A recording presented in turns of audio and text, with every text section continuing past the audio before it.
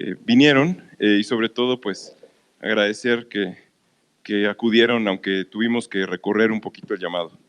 Bueno, y sin más cedo la palabra, hoy contamos con la presencia de nuestro director, Carlos Martínez, de nuestro subdirector de Planeación y Finanzas, Oscar Vela, y de nuestro subdirector de Administración de Cartera, Bernardo Altamirano, que platicarán de un tema de gran interés para todos. Muchas gracias y buenos días a todos los medios de comunicación. Bueno, ya efectivamente estaba convocada a las 10, ¿no? Y la pasamos a las 11, pero ya estamos aquí.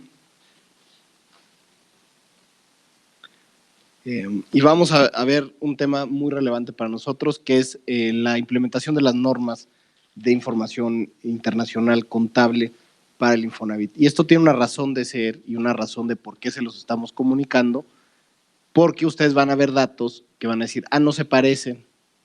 Entonces van a empezar a especular cosas que no son ciertas. Entonces, esto es muy importante porque nos va a ayudar a entender qué nos arrojó este primer análisis de cómo teníamos que transitar hacia las normas internacionales de contabilidad, por qué lo estamos haciendo como institución. Eso es muy importante, porque vamos a ser la primera institución que lo vamos a hacer. Y además, cómo eso va a generar mayor transparencia para que los acreditados puedan seguir a una institución que son dueños, porque ustedes saben que los trabajadores son dueños del Infonavit, que ellos tienen que seguir como inversionistas, deberían decir, oye, yo quiero ver cómo le va a mi institución, donde yo estoy invirtiendo 5% de mi salario al mes. Entonces es muy importante que sepan la realidad, la verdad de lo que sucede en la institución. Vamos a revelar también algunas prácticas que se estaban haciendo en materia contable, de clasificación contable, que no eran las óptimas y que además no corresponden a esta transición hacia las normas de contabilidad y que finalmente se van a reclasificar algunas partidas que simplemente van a mostrar la realidad tal cual es. Entonces es muy importante que tengan en cuenta porque no se estaba mostrando eso, ¿no? Y que además mucha de la gente pues lo hacía porque ponía metas internas particulares, incluso algunos trabajadores ganaban bonos millonarios por ese tipo de prácticas, ¿no? Entonces, eso pues lo tenemos que limitar y por supuesto tenemos que ser muy claros de cómo se clasifican las cosas.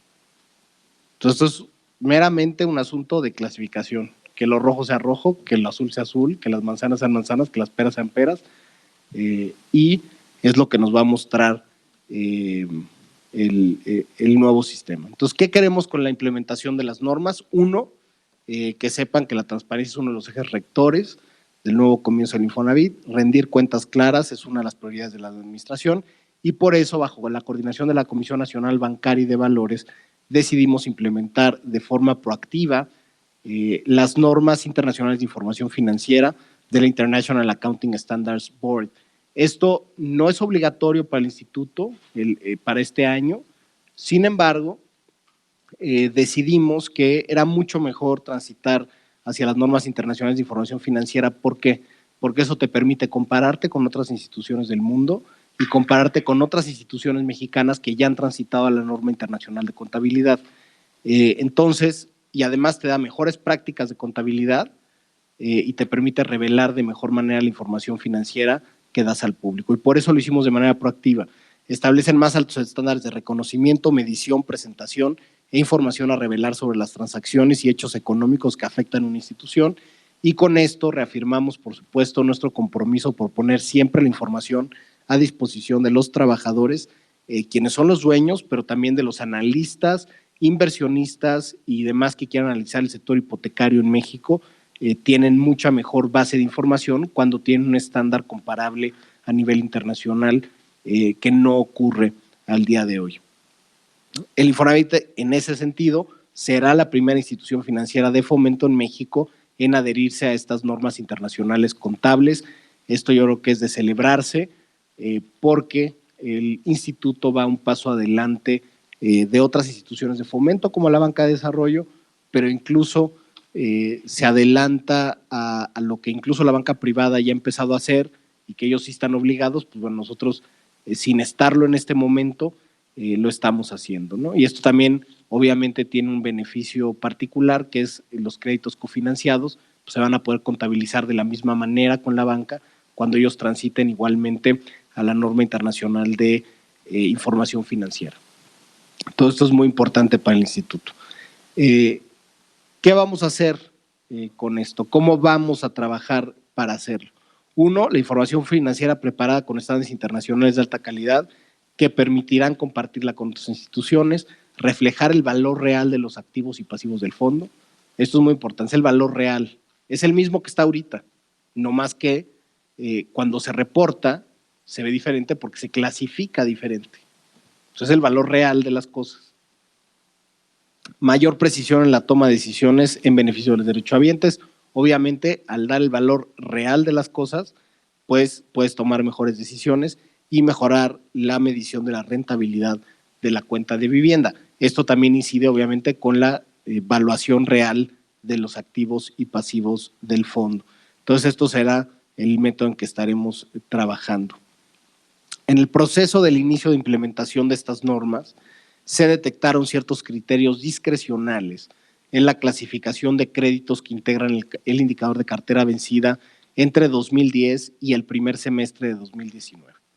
Esto es ya formalmente un ejercicio de reclasificación que a partir de la evaluación que empezamos en esta administración y que nos dimos cuenta, o sea, después de que cerramos el primer semestre del año los estados financieros, nos dimos cuenta de que no había una consistencia entre los flujos de efectivo que se reportaban en la institución y el indicador del índice de cartera vencida, ¿no? Entonces, por eso estamos haciendo esta reclasificación para que se muestre la realidad de lo que está pasando, ¿no? Entonces, esto fue el inicio, después del primer semestre iniciamos con la evaluación y a partir de ahí detectamos estos criterios discrecionales.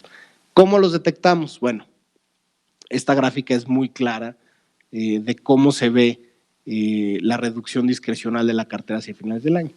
Resulta que a partir de 2010 se empezaron a establecer metas aquí internas que, como les digo, derivaban también en compensaciones para ciertos funcionarios, pero se establecieron metas y la gente en diciembre bajaba la cartera.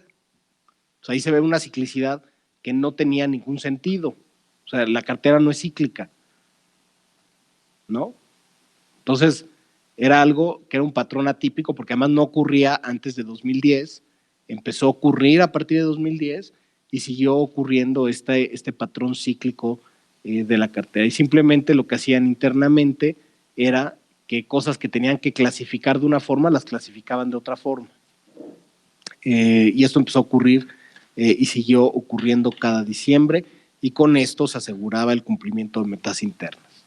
Y eso fue lo que pasó particularmente en lo que detectamos y lo que estamos corrigiendo para mostrar la realidad hacia todos ustedes en nuestro compromiso por la transparencia. Entonces, hasta aquí termino de hablar yo y les platico lo que viene. Vamos a ver un ejemplo en particular de cómo se estaba clasificando la información mal, cómo esto no afecta de ninguna manera nada financiero de la institución y sobre todo las medidas que decidimos tomar junto con el regulador. Esto es muy importante porque junto con la Secretaría de Hacienda, la Comisión Nacional Bancaria de Valores, estamos haciendo un programa de autocorrección en la materia, ¿no? Entonces, es muy importante, es un asunto proactivo. Nosotros dijimos, oigan, detectamos esto, vamos a corregirnos porque creemos que vale la pena hacer estas correcciones en favor de los trabajadores, a favor de la transparencia y para que obviamente todo mundo tenga información disponible sobre el instituto. Entonces, primero, el subdirector general de cartera va a explicar ejemplos particulares y las causas que generaron este tipo de reducciones discrecionales. Y luego el subdirector Vela, el subdirector de Planeación y Finanzas, les va a hablar del trabajo que estamos llevando a cabo junto con los reguladores para la corrección permanente ya de estos datos. Entonces, sin más, paso la palabra al subdirector general de cartera. Buenas tardes, gracias, director general. Buenas tardes a todos los colegas de los medios de comunicación. En seguimiento de esta información que estamos compartiendo y de la cual está encabezando el director, el análisis, la reflexión y las tomas de la toma de decisiones de cambio, el punto que se detectó en administración de cartera son diferentes medidas que se aplicaban de manera automática o semiautomática, en donde incidía en la clasificación de un conjunto de créditos, la mayoría de estos, de los que se encontrarían clasificados normalmente bajo el famoso régimen REA, que son los que están en situación de desempleo, y mediante los cuales, en lugar de estar permitiendo la natural y ordinaria clasificación y evolución de dichos créditos, se tomaban ciertas medidas para mantenerlos bajo la clasificación de vigentes y que esto no se reportara de manera periódica, mensual, como es el caso de los reportes del Infonavit, como un deterioro del índice de cartera vencida. Si me permiten, en la siguiente lámina hay un ejemplo. Entonces, si nos permiten, en su costado izquierdo, ahí se observa cuál sería un proceso normal dentro del esquema de cobranza. Entonces, como ustedes saben, imaginémonos a un acreditado que se encuentra con su crédito vigente y tenemos la posibilidad nosotros de computar la famosa mora 1, mora 2, mora 3. Esto se mide obviamente en meses y que son los meses en los cuales el Infonavit está ya sea recibiendo o no pagos de parte de estos acreditados. En el momento en el que se cruza ese umbral de los 3 meses sin recibir un pago, es cuando pasa en términos de clasificación a vencido. Y bajo esta dinámica, todo a lo largo de ese periodo de tiempo, el Infonavit está ofreciendo diferentes opciones y soluciones de cobranza social para buscar que justamente el acreditado reestructure. Pero este es un tema de gestión directa. Esto implica que el Infonavit, a través de sus agencias de soluciones, esté contactando a los acreditados, les esté buscando regularizar sus pagos, reestructuras, etcétera, etcétera, etcétera. El proceso que encontramos, que es de manera discrecional, y aquí hay un ejemplo que se hace con un programa aprobado por el Consejo de Administración y que además es un programa que refleja el sentido social del instituto, como es el programa de borrón y cuenta nueva. Este programa de borrón y cuenta nueva, en lo que consiste es que se le aplica al propio acreditado, por su nombre lo dice, un borrón de sus meses que está pidiendo una prórroga que equivalen a 3 y en los cuales se le capitalizan los intereses. Entonces es como si fuera la tradicional prórroga de ley, pero esta, en lugar de ser de 12 meses, es de 3 meses y con la posibilidad de que se capitalicen los intereses. Pero el planteamiento es que para la aplicación de este programa de reestructura denominado borrón y cuenta nueva exista de por medio el consentimiento y el acercamiento con el acreditado. Entonces, lo que ha pasado por más de 10 años, o por cerca de 10 años, perdón, es que justamente de manera automática y de manera discrecional se ha establecido un mecanismo mediante el cual los acreditados, cuando debieran de cruzar ese umbral de mora 3 a vencido, se les aplica de manera automática y discrecional el programa de borrón y cuenta nueva, y con lo cual se mantiene bajo la clasificación de vigente. Por eso el director ha insistido mucho en usar la palabra, es un tema de clasificación. Y bajo esta dinámica es lo que nosotros describiríamos que a la lógica del efecto, pues uno podrá decir es que es un tango porque se baila de a dos entre el Infonavit y el acreditado que tiene este tipo de medidas.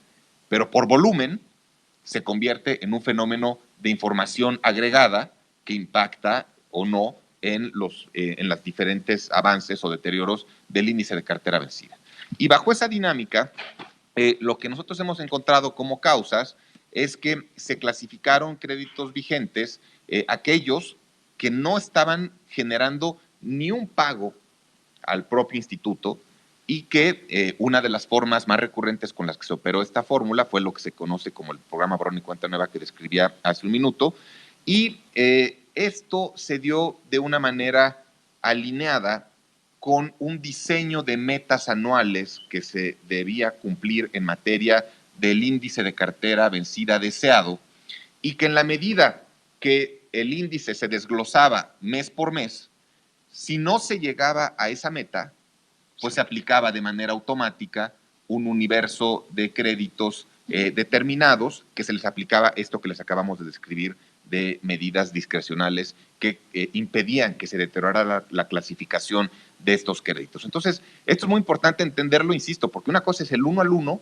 pero en volumen esto se vuelve un tema muy importante, al grado que nada más por poner un ejemplo, a lo largo de este año se les ha aplicado a poco más de 115,000 acreditados esta fórmula automática de borrón y cuenta nueva, lo que obviamente implica, en el caso de dejar de aplicarla, como será el planteamiento a raíz de nuestra vinculación con estas normas internacionales, pues implica obviamente un nivel de cartera diferente, que además es un nivel de cartera real, el que se demuestra a partir del esquema de cobranza de del propio instituto. Y entonces, aquí parte de lo que también se observa es que este esquema se aplicaba sin informar al acreditado y, como lo hemos dicho en diferentes ocasiones, clasificado el crédito como vigente. Entonces, esto es lo que se observa, lo que se ha observado por casi 10 años en diferentes modalidades y en diferentes intensidades, y es lo que justamente estamos buscando modificar, ajustar y transparentar para el índice real de cartera vencida. ¿Sería cuánto, director? Muchas gracias. Recalcar aquí precisamente que imagínense que, y pregúntenle ustedes, que algunos también están en la fuente financiera, pero pregunten en cualquier institución financiera si algo que tiene 48 meses de no pago se debe de clasificar como vigente. Pues no tiene mucho sentido. Y eso es precisamente lo que identificamos, ¿no? Créditos que tenían meses y meses y meses de no pago y aún así se seguían clasificando como vigentes. Estamos haciendo una reclasificación que corresponde a la realidad y que corresponde y es congruente con los flujos de efectivo que efectivamente recibe el instituto. Y por eso mismo no tiene afectaciones financieras al fondo. Entonces eso es muy importante porque el área de riesgos que constituye las reservas, ellos sí se fijaban en el número de impagos e iban reservando los créditos, como indica la regulación bancaria y la regulación de la COEF, que es la que nos regula por parte de la Comisión Nacional Bancaria. Sin embargo, en términos ya de este índice particular, que es un constructo, como todos los índices, pues es un constructo que hace alguien, ¿no? Y que ese alguien decidió que ese índice fuera así, y ese índice pues no reflejaba la realidad y ahora la va a reflejar, y además es consistente con la estabilidad financiera del instituto. Y otra cosa que a mí me preocupa y que a mí cuando empezamos a investigar esto al cierre del primer semestre, ¿se acuerdan que presentamos el programa de cobranza social? ¿Y se acuerdan cómo hemos estado invirtiendo? Precisamente para que la gente tenga opciones y cuando llega al instituto encuentre una opción para que pueda seguir pagando su casa, y cómo hemos hecho ya 98,000 reestructuras de responsabilidad compartida, y con el programa 90-10 hemos beneficiado a 31,000 familias. ¿Cómo hemos hecho todo eso? Y esa preocupación que tenemos para que la gente encuentre una opción, con este tipo de prácticas no se podía materializar porque llegaban y su crédito se reportaba como vigente, pero a la vez se le habían capitalizado los intereses y se generaba un problema para el propio acreditado y no nos permitía actuar de manera consecuente. Entonces, con esta reclasificación, con este mostrar la realidad tal cual es, nos permite a nosotros actuar también de manera más ágil y ser congruentes con lo que hemos dicho en materia de cobranza social, acercarnos más rápido al ciudadano, porque entonces te acercas al mes 3 y llegas con él y le ofreces algo y hablas con él, hablas con su familia, entiendes cómo es que puede pagar el crédito y no te esperas 48 meses, 56 meses o muchos meses más y lo sigues clasificando como vigente. ¿A razón de qué?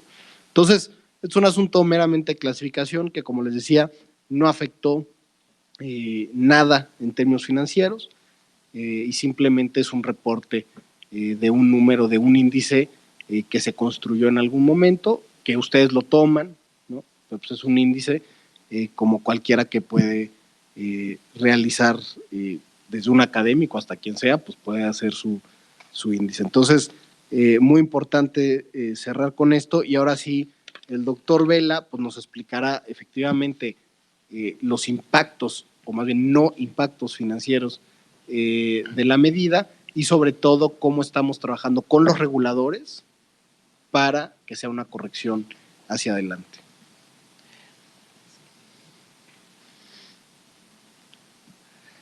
Muchas gracias, director, y buenos días a todos. Como señaló el director, voy a dedicar algunos minutos a compartir con ustedes el trabajo que se está haciendo desde la identificación de estos hallazgos con nuestro regulador, con nuestras autoridades hacendarias y con los propios órganos del instituto y los propios sectores del instituto, a quienes desde el momento en que identificamos estos hallazgos los hemos involucrado y les hemos transparentado exactamente cuál era la situación y cómo se identificó el problema de clasificación que señaló el director y el efecto o el no efecto que tendría sobre la solvencia del instituto. Es importante señalar y se comentó en uno de los comités, en el comité de auditoría, que ya había habido una solicitud a la administración de investigar o de analizar de manera integral la cartera vencida desde 2016. Esto no se había hecho y estamos trabajando también en ese sentido. Nuestra relación y así queremos que sea, que así debe ser, con nuestro regulador es de plena transparencia y así también está encaminada la solución a estos hallazgos. Y como se les había referido, estamos hablando de un problema de clasificación, pero al mismo tiempo, y nuestra área de riesgos, quien es la encargada de determinar cuánto dinero tenemos que reservar cuando un crédito no está generando flujo para el instituto, cuando no hay pagos reales de los derechohabientes que se están atrasando con sus pagos, tenemos normativamente que ir reservando recursos para cuidar la solvencia del instituto. Esto se vino haciendo de manera puntual y de acuerdo a la regulación todo el tiempo. En este sentido, la corrección que vamos a ver en unos momentos más, el impacto sobre el índice de cartera vencida de esta clasificación para ponerla como una clasificación como debe ser en términos de lo real, de lo correcto, no impacta de manera alguna las reservas del instituto y por lo tanto la solvencia del instituto. Esto es importante y esto ha sido ya verificado también en las pláticas que hemos tenido con nuestras autoridades. ¿Qué vamos a hacer? Y de las pláticas iniciales que ya tuvimos con la Comisión Nacional Bancaria, nos vamos a someter, esto también es por primera vez en la historia del instituto, nos vamos a someter a un programa de autocorrección en donde vamos a presentar un plan de cómo se va a especificar un método correcto de clasificación de cartera vencida para evitar que en el detalle operativo se puedan dar estas prácticas. Entonces, esto se somete a consideración de nuestros reguladores, quienes en su caso lo aprobarán y eso nos obligará como instituto a reformular procesos, a hacer la reingeniería que se considere necesaria para evitar que un tema operativo pueda llevar a estos problemas de clasificación. Y vamos a fortalecer entonces en este programa de autocorrección las medidas que sean necesarias para que esto no continúe sucediendo y por supuesto y de manera inmediata se van a empezar a publicar los indicadores en el nivel real, en el nivel que en realidad siempre han estado, simplemente mal clasificados, pero en el nivel que siempre han estado y que se han mantenido también con cierta estabilidad en los últimos meses. Acciones inmediatas, por supuesto, en cuanto se tuvo la identificación de este proceso, de esta acción operativa, se ha detenido ya la aplicación automática de este programa borrón y cuenta nueva para los casos en que, como se describió aquí, no exista evidencia de pago del acreditado. Así de sencillo, así de transparente. Si alguien no está pagando su crédito, si se tiene identificado, lo que tenemos que hacer como administración es activar la cobranza social, acercarnos al derechohabiente y motivar ofreciéndole una solución para que pueda pagarnos nuestro crédito, pero no debemos de generar una clasificación errónea y lo debemos de marcar en el estatus que corresponde. Entonces vamos a detener de inmediato, y esto ya se ha hecho, la aplicación automática del programa. Hay acciones adicionales que me gustaría comentar y que van en línea con lo que comentó nuestro director al principio de esta conferencia y que tienen que ver en cómo irnos perfilando de manera más rápida para poder estar en posición de adoptar las normas internacionales de reporteo. Y esto es muy, muy relevante. En la medida en que el instituto, y es algo que tampoco ha hecho a lo largo de la historia, se apegue lo más fidedignamente posible a medidas que todos conozcan afuera, que todos sepan leer de cuánto vale nuestra cartera, de cómo está clasificada, de qué significan los indicadores que estamos publicando. Entre más estandarizados estemos, y hacia allá se ha movido la regulación mexicana, en seguros, en ahorro para el retiro y sin duda en el sector bancario y en particular en el sector bancario hipotecario, entre más seamos comparables es mejor y es más transparente y la gente va a poder, todos nosotros como administradores, los usuarios como dueños, los derechohabientes como dueños de los recursos y quien esté interesado en seguir la acción del instituto, es mejor que sea más comparable cuando estemos apegados a medidas internacionales. Y eso requiere trabajo y requiere trabajo importante que hemos iniciado ya, como se señaló al principio, en este mismo trimestre y que va a culminar eventualmente con cambios regulatorios acompañados por la Comisión Bancaria y la adopción de estas medidas de forma ya genérica y efectiva, esperamos ya hacia finales del año que viene. Y esto tiene que ver con que tengamos mecanismos muy transparentes de cómo se clasifican nuestros créditos por el estatus laboral. Recuerden que aquí tenemos créditos que pertenecen a personas que están en la formalidad y por lo tanto se les descuenta por nómina su pago mensual y hay personas que están ya fuera de la formalidad y nos pagan de manera directa a través del sistema bancario. Vamos a también implementar un nuevo criterio de la llamada segregación. Recuerden que aquí tenemos un mecanismo en el instituto que se llama segregar, que cuando un crédito nos deja de pagar o se identifica que la probabilidad de pago ya va a ser muy baja, se saca del balance y se manda en términos contables se llama cuentas de orden, se saca de nuestro balance, se segrega el crédito y se mantiene ahí con la expectativa de que ya no genere un pago hacia adelante. Hemos identificado que necesita actualizarse, perfeccionarse la metodología de segregación para que los créditos que efectivamente decidamos segregar, y esto está permitido en la regulación, ya su probabilidad de regreso al balance o de activación sea realmente baja. Entonces también vamos a trabajar en ese sentido y una vez que un crédito haya ido al universo de los segregados, ya no debemos regresarlo al balance. Vamos a trabajar en ese y en un conjunto de medidas que nos va a dejar ya a tono para adoptar todas estas mecánicas y todo este sistema de reporteo que es el estándar internacional para ser bien transparentes y para que todo mundo pueda leer nuestra información financiera y hacerla comparable y hacer los pronósticos y cuestionar nuestros pronósticos y que sea de una manera muy estándar. Ese es el objetivo central de esta agenda que nos ha pedido el director desarrollar. ¿Qué significa en términos de números específicos esta corrección a la clasificación que les hemos venido comentando? Bueno, pues el índice de cartera vencida real, con la clasificación correcta, se va a ubicar en un nivel de 8.49% cuando se toma por número de cuentas y de alrededor de 11% cuando se considera por número de saldos. ¿Qué significa esto?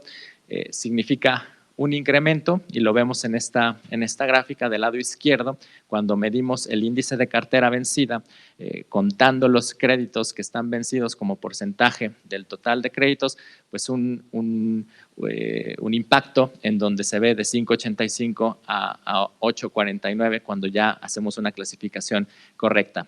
E insistir, el número verdadero ha sido 8.49. El número con la clasificación adecuada es 8.49 o 11% cuando se mide como porcentaje del saldo. Lo que estamos haciendo aquí es presentar la clasificación adecuada y nuestro programa de autocorrección lo que va a hacer es evitar que se pueda dar hacia adelante un error en clasificación y este es el motivo de la plática que estamos teniendo hoy aquí. Estos son los números así de transparentes que hemos estado conversando. Y también resaltar este punto, regresando a los niveles de solvencia y regresando a lo que hay atrás de que alguien pague o no pague su crédito, que es el flujo de efectivo que en verdad entra al instituto. Y aquí lo dibujamos o lo graficamos como porcentaje también de la cartera. Y como pueden ver, tanto la línea amarilla como la línea azulita que está abajo, pues nos demuestran que el flujo de efectivo, que el dinero que está entrando, ya sea de los créditos que nos pagan por nómina o de los créditos que nos pagan directamente en ventanillas bancarias, pues ha estado estable, incluso se ha mantenido a la alza. Este es el número relevante que hay que tener en cuenta para considerar la solvencia del instituto. Este es el número relevante con el que nosotros formulamos las reservas regulatorias que nos exige la Comisión Nacional Bancaria. Este es un número relevante con el que podemos estar tranquilos en que esta reclasificación no impacta financieramente hacia adelante a la subcuenta de vivienda y a los indicadores financieros del instituto. Pero es muy importante reclasificar, es muy importante dar una clasificación que sea adecuada, que sea comparable y evitar hacia adelante con procesos operativos que no debieron de estar, que pueda haber este tipo de errores de clasificación o de prácticas discrecionales para presentar la información como se venía presentando. Con esto le regreso la palabra al director general. Muchas gracias. Solo para reiterar lo que ya se vio, que efectivamente no hay ninguna afectación al fondo, ni siquiera hay, digamos que no hay nada, porque simplemente estamos mostrando la realidad. O sea, imagínense qué importante es mostrar la realidad como es, sin ningún tipo de prácticas que te condujeran a un error, sobre todo a los lectores. O sea, yo me imagino a quienes leen la prensa, a quienes leen sus análisis, pues se confunden cuando no ven la realidad correcta. Entonces, ahorita afortunadamente estamos aclarando las cosas y ya van a poder tener una medición correcta, que además no implica nada más que un asunto de clasificación, poner las cosas en los cajones donde se tienen que poner las cosas, y es lo que hemos estado haciendo en todo este trayecto de prácticamente un año en la administración, poner las cosas en su lugar. Ya el Consejo aprobó la política de compras en octubre, ya se aprobó también el programa de cobranza social, se han hecho las reestructuras, estamos poniendo a la institución en el lugar correcto de las cosas y estamos poniendo dentro de la institución también las cosas en su lugar. Hemos platicado aquí muchas veces lo que se observaba, y esto es un avance más dentro de este cúmulo de avances que llevamos este año, es simplemente mostrar la realidad, dejar de hacer cualquier cosa que no sea congruente ni correspondiente con las prácticas internacionales de reporteo. Esto creo que lo van a ver muy bien y lo van a felicitar tanto el sector financiero como el sector bancario, porque nosotros también compartimos información con ellos, compartimos información con otros entes de la banca de desarrollo, etcétera. Entonces es muy importante siempre mostrar la verdad, mostrar la realidad, y eso es un valor que a veces no lo tienen muchos y tienen miedo a revelar lo que realmente es, porque dicen, oye, es que nos van a criticar. Bueno, si es la realidad, ¿por qué lo van a hacer? Al contrario, o sea, yo creo que es un paso muy relevante mostrar las cosas sin miedo, decir cómo son, y entonces, además, tener un programa pues muy importante de cómo nos vamos a ajustar a las metodologías internacionales, dar el primer paso, ser la primera institución de fomento en México que se adopte a las normas internacionales de contabilidad. Yo creo que es un paso muy relevante y de celebrarse por parte del instituto, y que va a implicar un esfuerzo enorme, porque va a implicar ajustar sistemas, ajustar las cajitas, porque las clasificaciones internacionales clasifican, este teléfono celular lo pueden clasificar de manera distinta a la norma mexicana, y así sucesivamente. Entonces, cuando ustedes ven, y eso pasa en otras empresas, ¿no? Por ejemplo, la norma internacional actual, los arrendamientos financieros que tienen las empresas antes no se subían al balance, ahora se tienen que subir al balance. Entonces, ese tipo de cosas son las que asume la teoría internacional, lo estamos adoptando felices, porque además, insisto, nos permite hacer este trabajo interno, esta reingeniería de procesos que ha significado para nosotros la llegada al instituto, pero también cómo ajustamos hacia atrás, ¿no? Cómo ajustamos, insisto, sistemas, métodos de reporteo, cómo se vinculan las áreas, ¿no? Cómo los sistemas de recaudación fiscal, los sistemas de originación de crédito, los sistemas de cobranza están compaginados. Y entonces siempre vamos a poder así tomar mejores decisiones, acercarnos más rápido a los trabajadores, ofrecerles soluciones de cobranza, y eso es congruente con la agenda que hemos impulsado. Entonces, es muy importante mostrar la realidad y el valor de la verdad y de revelarla. ¿Y qué nos va a permitir como beneficios? Uno, mejor planeación financiera, desde la originación hasta la cobranza del crédito, porque ya vamos a tener todos la misma hoja de ruta. Inmediatez y prevención de la gestión de cobranzas. Si sabemos que lo vencido es vencido, pues podemos acercarnos al trabajador. Si no, pues nomás nos estamos autoengañando. Apoyar oportunamente a los acreditados para que puedan liquidar sus créditos. Lo que hemos dicho y lo que hemos insistido desde que iniciamos en esta administración es que vamos a agotar todas las posibilidades para que el trabajador siempre encuentre una opción de pago y nosotros recibamos efectivamente flujo de efectivo. Y por eso es muy importante lo que decía Oscar al final. La gráfica de flujo de efectivo, esa no te puede mentir, porque esa es el dinero que cae en las cuentas del instituto. Ahí sí no puedes esconder nada, es el dinero que cae. Entonces, si se fijan, incluso desde nuestra administración ha incrementado. Hay más gente, incluso en el régimen extraordinario, cuando pierden el empleo, que está pagando más. Entonces, ¿por qué? Porque están confiando en la administración. Porque están viendo que nosotros sí estamos haciendo programas que les están resolviendo las cosas. Entonces, es muy importante siempre hablar con la verdad porque entonces confían en ti. Y entonces se acercan y entonces te preguntan, ¿no? Y nosotros también nos permite actuar más rápido a favor de los acreditados. También da una radiografía más precisa sobre la realidad urbana del país. Y en esto, ¿qué quiero decir? A ver, yo he recorrido, algunos de ustedes me han acompañado, otras veces me han seguido a través de mis redes sociales, pero yo he visto la realidad que vive, por ejemplo, algún barrio en Mexicali que es un barrio fantasma, porque está todo abandonado. O la zona sur de Ciudad Juárez, que también está abandonada y que atrás de las fábricas hay un cúmulo de casas abandonadas. Pero lo mismo pasa también en la zona central del Valle de México, pero lo mismo en Tlacolula, en Oaxaca. Tienes ahí Ciudad Olmeca, en Veracruz. O sea, hemos recorrido muchos de los desarrollos.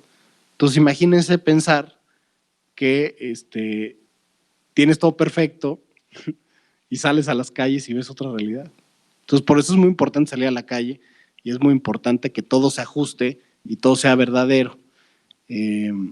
Consistencia con los flujos de efectivo e indicadores de cartera. No había esta consistencia. Como les decía, había créditos que estaban clasificados como vigentes y no se recibía un peso. Pues eso no era consistente. No era consistente el flujo que recibías con lo que tú reportabas como indicador. Pues no. Entonces, ahora ya va a ser consistente el flujo efectivo con el indicador. Y finalmente, como les decía, esto muestra una congruencia de las acciones que hemos hecho y cómo si las van concatenando desde el principio de año hasta la fecha, todo ha sido para dos objetivos principales: ser una institución más eficiente, operativamente mejor, también con menos gastos, y por otro lado dar más beneficios a los trabajadores. Y eso ha sido lo que nos hemos puesto, digamos, como hoja de ruta y lo hemos cumplido, y todas las acciones son congruentes y concatenadas suman a esos dos objetivos, ¿no? O hacer una institución más eficiente, más transparente, más expedita en los servicios, o a dar más beneficios a los trabajadores. Y aquí sí es así. O sea, si a mí de repente llegan con sus ocurrencias y me dicen, oye, ¿por qué no hacemos quién sabe qué? Le digo, hace la institución más eficiente, ahorras dinero o das más beneficios a los trabajadores. Si no cumple eso, pues no se hace. Y así tiene que ser el criterio, porque somos una institución de servicio que pagan los trabajadores y le tenemos que dar el valor a ese dinero que pagan los trabajadores, y eso solo es diciendo la verdad y revelando las cosas como lo que estamos haciendo hoy. Y con esto cerramos y empezamos con las preguntas. Muchas gracias.